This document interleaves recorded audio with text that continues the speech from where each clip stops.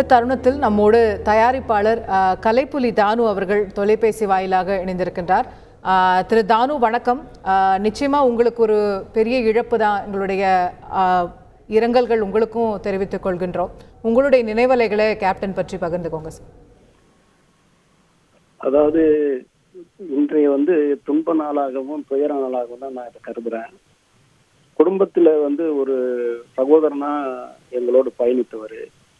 அவருடைய எல்லா நிகழ்வுகளுக்கும் முன்னிலை நான் இருந்திருக்கிறேன். அவருடைய கல்யாணம் நடத்தி வச்சதுல இருந்து என்னுடைய மகனுக்கு திருமணம் நடக்கும்போது கூட அவருடைய மண்டபம் மண்டபத்தை கட்டி முதல் திருமணமே என்னுடைய மகனுக்கு தான் கொடுக்கணும்னு அவர் எடுத்து ரொம்ப முடியாத நிலையிலையும் முடிச்சு அந்த கல்யாணத்தை நடத்துறதுக்கு பெருதுணை புரிஞ்சவர். முதல் திருமணம் உங்க மகன் திருமணம் தான்? ஆமா, அவருடைய கல்யாணம் முதல் திருமணம் என்னுடைய மகன் திருமணம் தான். அதோட மட்டும் இல்லாம முதல் சினிமாவில் தொழிலாளர்களுக்கு டீ காபி தான் வழங்குவாங்க பழக்கம். முதலா அவங்களுக்கு ஹார்லிக்ஸ் வழங்கின ஒரே கம்பெனி விஜயகாந்த் சார் கம்பெனி தான். அதோட மட்டும் இல்ல அவங்களோட சரிசமமா உட்கார்ந்து சாப்பிட்டு தான் என்ன சாப்பிட்றோமோ அதுதான் தொழிலாளர்களுக்கும் இருக்கணும்னு நினைக்கக்கூடிய ஒரு தோழனாக தான் அவர் இருந்தாரு. அதோட மட்டும் இல்லாமல் அவரு சண்டை காட்சிகள்லாம் அவருடைய கை விலகி கை மூட்டு நடுவிடும்.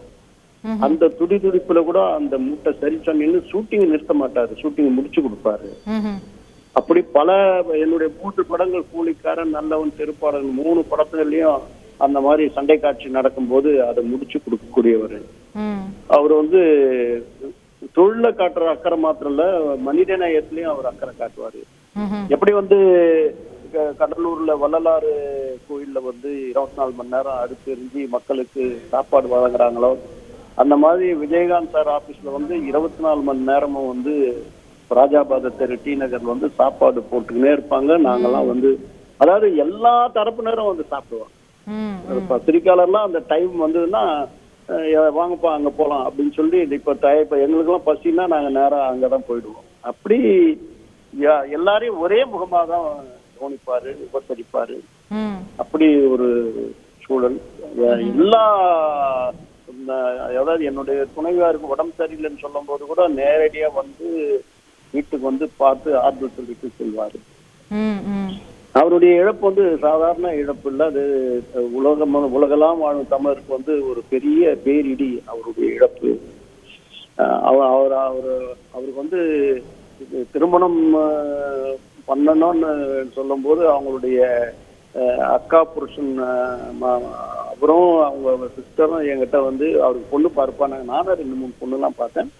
அவங்கள இப்ப இருக்கக்கூடிய உடன்பரவா சகோதரி பிரேமலதா கல்யாணம் பிக்ஸ் பண்ணும்போது அது விஜயகாந்த் சாருக்கு கலைஞர் தலைமையில கல்யாணம் பண்ணணும்னு ஒரு பீரியட். அதை என்கிட்ட சொல்லும் போது நான் கலைஞர்கிட்ட போயிட்டு சொல்றேன்.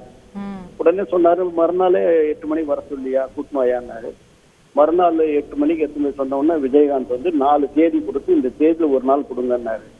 கலைஞர் சிரிச்சுன்னா சொன்னாரு, ஏன் அப்படி கேட்கற, உனக்கு எந்த தேதி பிடிக்குதுன்னு சொல்லு, அந்த தேதிக்கு நான் வரேன் அப்படின்னு சொல்லி இதுல மதுரைக்கு வரேன் அப்படின்னாரு. மூப்பனாரை கூப்பிட்டா பரவாயில்லைங்களா, நான் விரும்புற தலைவர் இல்லையா, கூப்பிடியா அப்படின்னாரு. இப்படி நெகிழ்ந்த தருணம், மகிழ்ந்த தருணம், அந்த தருணம்லாம் மறக்கவே முடியாது. அப்படிப்பட்ட அதாவது ஒரு போராட்டம்னா அதுல முன்னில இறங்கி தானே களத்துல தளபதியா முன்னாடி நிற்பாரு. அப்படிப்பட்ட ஒரு போர்க்குணம் கொண்டவர், இலகிய மனம் படைத்தவர், ஈரமனம் ஈகை குணம் கொண்டவர். அதாவது நம்ம அந்த காலத்துல வள்ளல்களை பத்தி படிச்சிருக்கிறோம், பார்த்ததில்லை. நம்ம காலத்துல விஜயகாந்த் சார் என்ற ஒரு வள்ளலை நம்ம பார்த்திருக்கிறோம், அவரோடு பழகி இருக்கிறோம், அவரோடு உண்டு தங்கியிருக்கிறோம். அதாவது பயணிக்கக்கூடிய இடம் கடுமையான குதிரையில தான் போகணும். அந்த காரு கிடையாது, வசதி கிடையாது, வண்டி வாகனம் போக முடியாத இடம். சோனாமார்க்ன்றது காஷ்மீர் எல்லைக்கு மேல இருக்கும், அதுதான் உயர்ந்த இடம். அந்த பணி இருக்கிற இடத்துல போயிட்டு செலக்ட் பண்றாரு டைரக்டர் மனிதர்கள் எஸ் முத்துராமன் சாரு.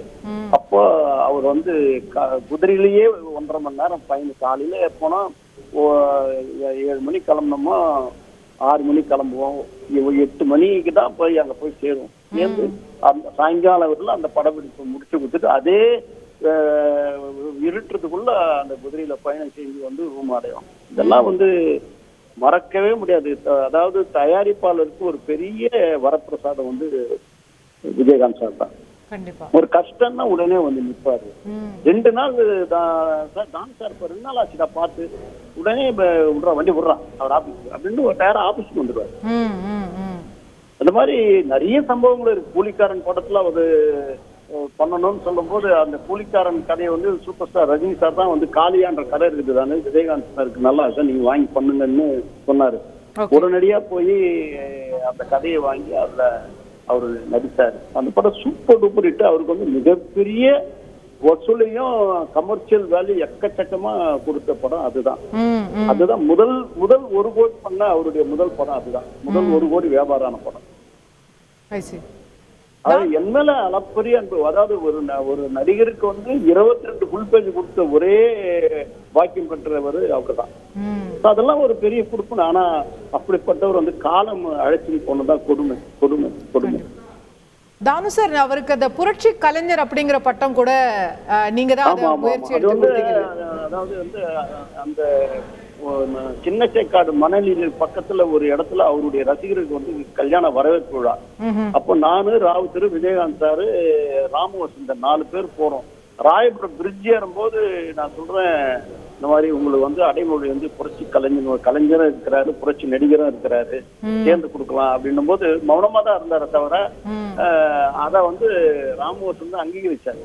அது ரொம்ப நல்லா இருக்கத்தான் நீ வச்சுக்கோ அப்படின்னு சொன்ன. அப்ப அடுத்த அவரு என்ன சொல்றது நீ போடுன அப்படின்னு ராவத்தர் சொன்னார். அப்படி போட்டதான் புரட்சி கலைஞர். கடைசியில அது அவருக்கு ஒரு நிரந்தர அடைமொழியாவே நீங்க எடுத்த முயற்சி. ஆமா பெரிய அடைமொழி அவருக்கு. அதான் அவருக்கு வந்து அதிக பொருட்செலவுல பண்ண படமும் நம்ம தயாரிச்ச படங்கள் தான். பெரிய வியாபாரமான படங்கள் என்னுடைய படங்கள் தான். என்ன வந்து புலிக்காரன்ல வந்து ஒரு டப்பிங் நேரத்துல வந்து ஒரு சொல்லு லிப் சிங்க் இல்ல, நான் போயிட்டு இப்படி போடுங்கன்ற ஒரு வார்த்தையை சொல்றேன், அந்த சிங்க் ஆச்சு.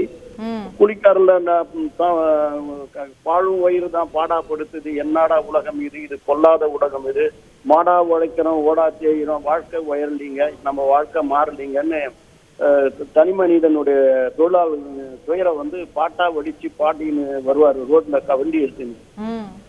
அப்போ வெயில் தாங்க முடியாம மரத்துல இலைப்பாறதுக்கு ஒதுங்கும் போது இன்னும் நிறைய சீன்களையும் காட்சிகளையும் பாடல்களையும் நான் பாடி காமிச்சேன். அதனாலதான் என்னவோ தெரியல ராவத்திருக்க சொல்லிட்டு தானு சார் நல்ல சீனு கதைலாம் சொல்றாரு, அவர்கிட்ட கதை சொல்றேன்னா நல்லவன் படத்துக்கு கதை திரைக்கதை வசனம் பாடல் 4த்தையும் என்கிட்ட கொடுத்தாரு நம்பி. அந்த படம் மிகப்பெரிய வெற்றியானது. அந்த கதாபாத்திரம் வந்து அவருக்கு அதுல வந்து 2 வேஷம், அதுல இருந்து ராஜான்ற 2வது தம்பிக்காரன் கேரக்டர் ரொம்ப எல்லாருக்கும் பிடிக்கும், ஜாலியான கேரக்டரா இருக்குன்னு ரொம்ப லைக் பண்ணுவாங்க. அந்த படத்துக்கு அப்புறம் தான் என்ன வந்து இயக்குனராகவும் மியூசிக் டைரக்டராகவும் ஆக்குனாரு செருப்பாடல். அப்படி எங்களுடைய வியாபாரத்துல வந்து அவர் உச்சம் தொட்டது மட்டும் இல்லாம குடும்பத்திலயும் அவருக்கு வந்து நான் ஒரு பெரிய உற்ற சகோதரனா நான் இருந்திருக்கிறேன். எனக்கு ஒரு கஷ்டம்னா முதல் ஆளா வந்து நிப்பா, சார் உங்ககிட்ட வர போறாங்க பொழுது நான் இறங்குவேன் தைரியமா இருங்க அப்படின்னு சொல்லுவார். அப்படி நிறைய சொல்லியிருக்காரு. அதாவது கஷ்டப்படும் போது தோன்றா துணையா வந்து தோல் கொடுப்பாரு. அவரோட குடும்பத்தோடயும் உங்களுக்கு நெருங்கிய தொடர்பு உறவு இருந்தது இல்லையா? உங்க குடும்ப உறவை பற்றி சொல்லுங்க. அவர்களுடைய மகன்களை நீங்க பார்த்து அவங்க வளர்ந்திருப்பாங்க. என்னுடைய துணைவியார் உடல்நிலை பாதிக்கப்பட்டிருக்கும் போது நேரடியா அவங்க வைப்பை கூப்பிட்டு வந்து பார்த்து பேசிட்டு ஆறுன்னு சொல்லிட்டு போனவர். அதே நேரத்துல வந்து அவருக்கு வந்து முதல் வந்து மகன் பிறக்கிறான். அப்போ அவரு காலை மாலை ஷூட்டிங்ல அண்ணா ரவுண்டானாவில ஃபைட் நடந்துன்னு இருக்குது, சுந்தரராஜன் படம். அப்போ அவருக்கு வந்து மகன் பிறகுனா அப்போலோ ஹாஸ்பிட்டல்ல பார்த்துட்டு குழந்தைய பார்த்துட்டு சொல்றாரு என்கிட்ட, சார் பேரு பிரபாகரன் வைக்க போறோம் சார் அப்படின்னாரு. ஸோ தமிழ் மீதும் தமிழர் மீதும் தமிழ் உணர்வு மீதும் தமிழ் தேசியம் மீதும் மறாத பாசமும் பற்றும் உணர்வும் இரண்டரை கலந்தது. அவருடைய நாடி நரம்பில் ஓடும் சொல்லி நீக்கமுறை நேர்ந்திருக்கக்கூடிய ஒரு உணர்வு தமிழ் உணர்வு. அதன் வெளிப்பாடு தான் கேப்டன் பிரபாகரன்ற ஒரு பையனுக்கு பேர் வச்சதெல்லாம் அதோடு மட்டும் இல்லாம சண்முக பாண்டியனை ஒரு தடவை ஒரு 3 வருஷத்துக்கு முன்னாடி அப்ப நல்லா இருக்காரு, அப்ப என்னை அழைச்சி இவன் தான் நடிக்க போறான், நீ அவனை பாத்துக்க அப்படின்னாரு. பாத்துக்கன்னு சொல்றதுல நிறைய பொருள் இருக்குதுன்னு கண்டிப்பா நான் பாத்துப்பேன் அப்படின்னு சொன்னேன். அந்த மாதிரி ஒரு அவரோட நீங்க நடிகர் சங்க காலத்துல இருந்து அவருடைய நடிப்பு காலத்துல நிறைய பழகி இருப்பீங்க. அவர் தீவிர அரசியலுக்கு வந்த பின்பு உங்களால அந்த நட்பை தொடர முடிஞ்சிருக்கா, இல்ல அது அதே மாதிரி அவர் பழகி இருக்கிறாரா? அவ்வளவு நேரம் அதாவது ஒரு 6 மாசத்துக்கு ஒரு தடவை, 4 மாசம் 5 மாசத்துக்கு ஒரு தடவை எங்க பாத்தினாலும் ஜாலியா பேசிப்போம். ஆமா, ரொம்ப ஜாலியா பேசுவாரு. கடைசியா எப்போ பேசுனீங்க தானு சார் அவர்? அது வந்து அதாவது கடைசியா வந்து ஒரு கொரோனா காலத்துக்கு முன்னாடி வந்து போய் பார்க்கும்போது அப்ப சண்முக பாண்டியனை கூப்பிட்டு இவன் தான் நடிக்க போறான் பாத்துக்க அப்படின்னு சொன்னதுதான் அவரோட கடைசியா பேசுனது. அதுக்கப்புறம் 2-3 தடவை பார்த்துக்க, கடந்த பர்த்டே கூட பார்க்கும்போது கூட குரல் கொடுத்து பேசுவோம். டான்ஸாக வந்திருக்காருன்ன போது ஒரு சுதாரிப்பு இருக்கும் அவர்கிட்ட, அந்த சுதாரிப்பு இருக்கும். அதுதான் அதிகமா இந்த மாதிரி சூழ்நிலை வந்து எனக்கு வந்து எப்படி இருந்த மனிதருக்கு வந்து இப்படி ஒரு சூழல். அவருக்கு வந்து ஒரு பெரிய விழா நடந்தது, அந்த விழாவில் போய் நான் பேசினேன். அப்பெல்லாம் கரெக்டா இருக்காரு. அவர் திரும்பவும் உன்னை வச்சு நான் படம் பண்ணுவேன் அப்படின்னு சொல்லி எஸ்.ஏ. சந்திரசேகர் இருந்தாரு. அவரையே நீ இயக்கு, நான் தயாரிக்கிறேன், சார் நடிக்கிட்டோன்னு சொல்லி ஏக கிளாப்ஸ் வந்தது. ஆமா, பெரிய அரசியல் விழா அது. அவருக்கு பாராட்டு விழா, அதுக்கு நான் போயிருக்கேன். நிச்சயமா. நன்றி தானு சார். நீங்களும் உங்களுடைய நண்பரை எழுந்திருக்கிறீங்க. ஆழ்ந்த இரங்கல்கள் உங்களுக்கும். அவருடைய ஆத்மா சாந்தியிடையே நாம் அனைவரும் பிரார்த்தனை செய்வோம். செய்திகளை உடனுக்குடன் தெரிந்து கொள்ள உடனே சப்ஸ்கிரைப் பண்ணுங்க.